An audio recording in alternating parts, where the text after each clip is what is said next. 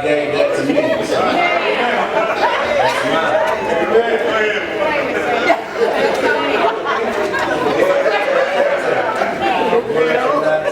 Hold your hope now. Hold your hope. It is a true privilege to stand and proclaim this gospel. And I'm not going to be here long. I've been given the task of I thirst. And I thirst just shouldn't take that long. All right. But you'll be surprised. You'll be surprised. We're going to look at the book of John, chapter 19, verse 28.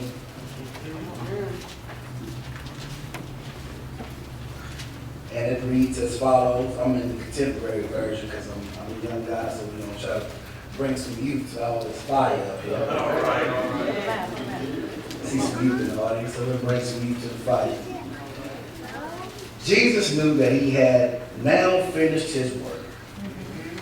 And in order to make the scriptures true, he said, I thirst. Amen.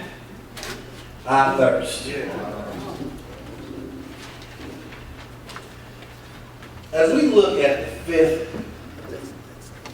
words of Christ on the cross, we know that in this time, Christ has been through a lot. From the long walk up Calvary's Hill to the beating and the hanging that he took, it had taken a toll on his body. From all the bodily fluids that is wasted, from the blood that he's lost, it had taken a toll on his body.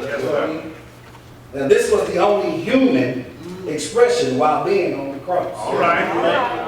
I can only imagine that he had endured, that what he had endured had him super exhausted. We've all been through time where we've been super exhausted to the point of no more. This wasn't no ordinary execution. All right. This wasn't a lethal injection. Come on.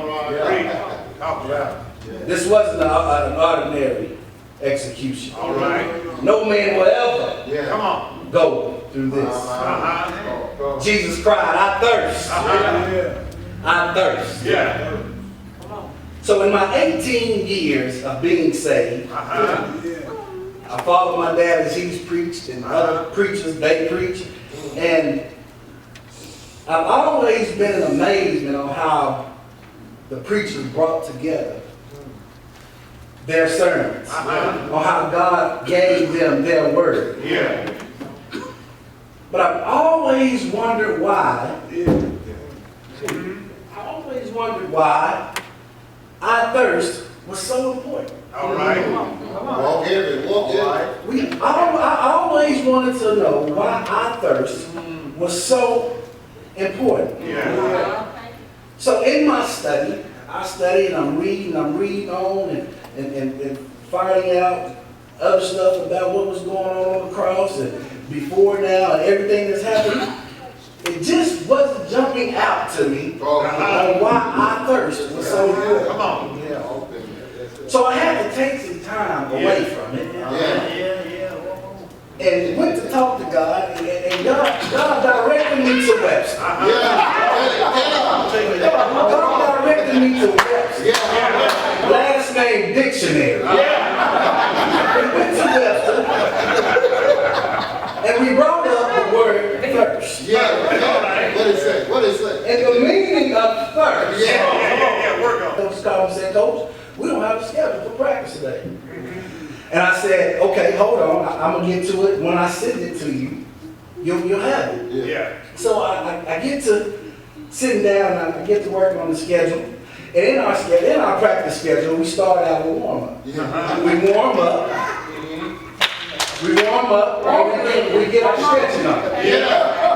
After we get our stretching on, we get our agilities on. We get our legs moving. Then we go through what we call our fast break drill, where we get some more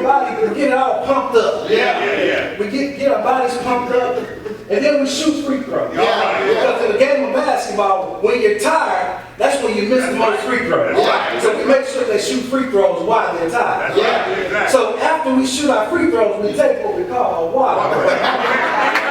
So after the water break, we come back to practice. And we go through what we call, Marcus, what? Individuals, right? One of my basketball players in the back. We go through individuals. We're working on individual drills. We take the post players down on one end, we got the guards on the other end. And we're working on individuals. Then we go through that about 25 minutes. So again, they are tired. So they need what? A water break. So then we come to a point to where we go to our team exercise. Where we work on team defense, we work on team offense. We go through that about 45 minutes, non-stop, high intensity work. Then we give them what we call another water break. And so, while I'm writing down this schedule, I said, wow, God, you are amazing. You are wonderful. Because we give our kids a water break so that they can replenish everything that they just lost. And so knowing that God, that Jesus had went through so much before his water break, he had to get a drink. Jesus needed a water break. He needed a water break. Because in order for you, when you replenish yourself, and you take that water break, you're getting ready for something else. We gotta understand that after Jesus thirst, and they gave him his drink, he was going to something else. Jesus wasn't done. He wasn't finished. Jesus was not done right there. He needed a water break.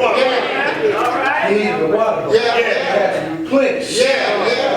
We had to replenish. So this made me think, well, they gave him a water break. And in this water break, they didn't give him no ordinary. No. They reached down in that old bucket. He gave him some bad wine. But then I said, I got myself with God. And I don't believe that God will put Jesus through a situation that everything is going to be bad. So I was watching a movie. One of my favorite movies. It's The Water Boy. And so we got Bobby Boucher, who's the water boy. Bobby Boucher comes from being the water boy to being an all-star football player. And through the all-star football player, they make it to the championship game. But Bobby Boucher didn't get to start the game because he had to pass a test to play the game. Well, he passed that test. And when he got through to the game, they were behind by a lot of points. When he came, he brought his team all the way back. So they were 3 points away from him. They scored that touchdown and Bobby Boucher got hit. He got injured. He got hurt real bad. But the only thing that saved that team was they gave Bobby Boucher a special drink of water. So when he got his special drink of water, Bobby Boucher got up and his team ended up winning the game. So I said, wow, look at God. God got his son a special drink of water. So that drink wasn't a bad drink of water. It was a special drink of water. Woo, God. I'm serving a good God.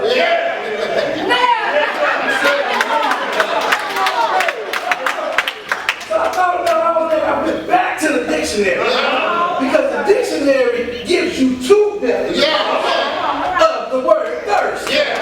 Now, we already know that he had a water break and that he thirsted because he was thirsty. But the second definition tells you that the word thirst means to crave.